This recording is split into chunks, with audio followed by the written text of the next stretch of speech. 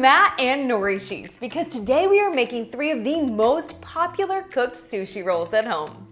A Philadelphia roll, an avocado roll, and the oh so famous California roll. Oh yeah, and I'm Lena Brazil and you are watching Evolving Table. We make healthier spins on classic recipes. So let's jump straight in and get to sushi making. As you can see, there's 2 different methods for making these rolls today. One with the rice that is on the inside and the other with the rice on the outside. Let's start with the avocado roll since that utilizes the more traditional method of sushi rolling to make maki rolls, or those with the rice on the inside. Before you start rolling, make sure you have prepared 4 cups of seasoned sushi rice and have 4 sheets of roasted nori, 1 small carrot that has been julienned, 1 small cucumber that has been julienned, and 1 small avocado cut into slices. You should be able to make 4 rolls with these ingredients. Place a sheet of roasted nori onto a bamboo mat, rough side up, and with the lines running in the same direction as the bamboo mat. It's important that this side is facing you since the texture helps the rice stick to it. Add 1 cup of prepared sushi rice and spread it out as much as you can with a rice paddle. Then, get your fingertips wet with a little water and lightly spread out the rice until it reaches all of the edges except for the one furthest away from you.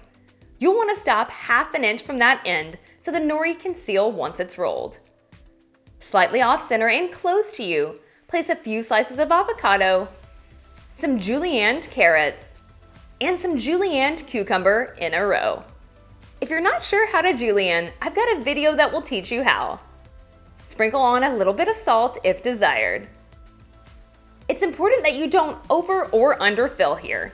You want a little less than 1 inch thick of filling ingredients once they're rolled up. You might have to experiment with your first 1 or 2 to get this just right. Starting from the end by you, lift up the mat over the filling and begin rolling, pushing it back in as you go. Make sure to tighten up the roll for the best results. Once you've completely rolled up the sushi, wet your fingers and run it along the ½ inch piece of nori that was left uncovered. This will make the nori stick together and seal the roll. Repeat this process with the remaining ingredients to get 4 rolls. To cut the rolls, grab a very well-sharpened chef's knife and either run it under cold water or dip it into a glass full of water.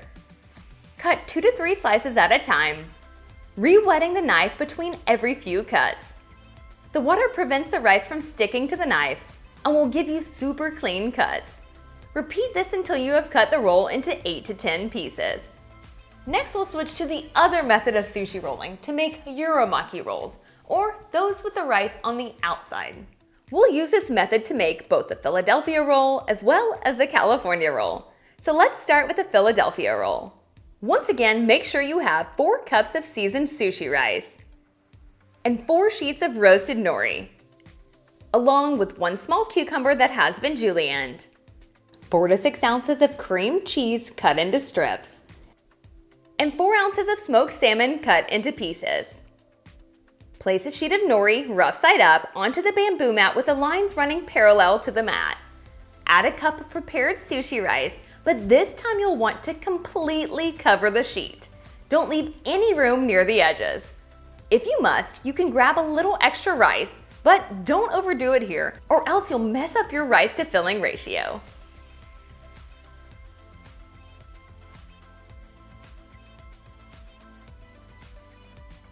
Sprinkle some black toasted sesame seeds over the rice. Place a piece of plastic wrap over the rice and carefully flip the nori over onto the bamboo mat. Slightly off center and close to you, place 2 to 3 strips of cream cheese, 1 ounce of smoked salmon that has been thinly sliced, and a few pieces of julienned cucumber in a row. Starting from the end by you, lift up the mat and begin rolling, pushing back in the filling as you go. Make sure you pull out the plastic wrap so it's not getting wrapped up in the roll. Repeat this process with the remaining ingredients until you have 4 rolls. Once it's done, resist the urge to remove the plastic wrap. I know this is hard, but this is going to make cutting into the roll so much easier. With the plastic wrap still intact, wet a really sharp chef's knife and cut 2 to 3 slices at a time. Re-wet the knife and repeat this until you have cut the roll into 8 to 10 pieces. And don't forget to remove that plastic wrap just before serving.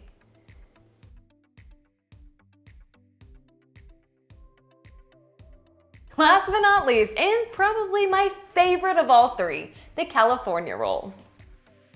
To make 4 of these rolls, you'll need 4 cups of seasoned sushi rice, 4 pieces of roasted nori, 1 small avocado cut into slices, 1 small cucumber that has been julienned, 8 ounces of imitation crab meat, and 1/4 cup of mayo.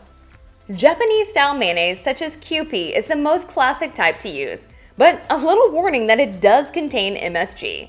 If you're sensitive to this, opt for a regular mayonnaise brand such as Duke's or Hellmann's. Add the crab meat sticks to a large bowl and cut it into smaller pieces. Shred the meat using 2 forks or by hand.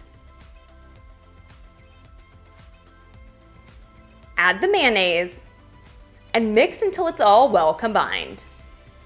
Repeat the process of placing the nori sheet rough side up onto a bamboo mat, spreading the rice to meet the edges, sprinkling with toasted sesame seeds, and then placing plastic wrap and flipping it over.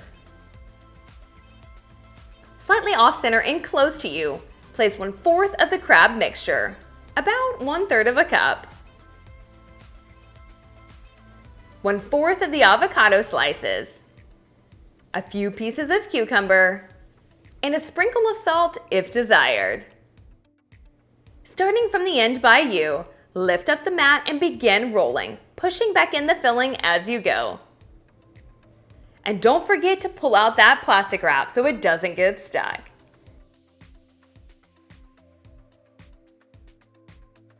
Wet a sharp knife and cut 2 to 3 slices at a time with the plastic wrap still around the roll. You can also wait to slice the sushi into pieces and store the wrapped roll in the refrigerator for a few hours before serving.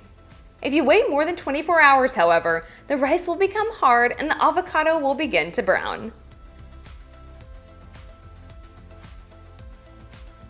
Serve the rolls with a side of sushi ginger, wasabi, and of course some soy sauce.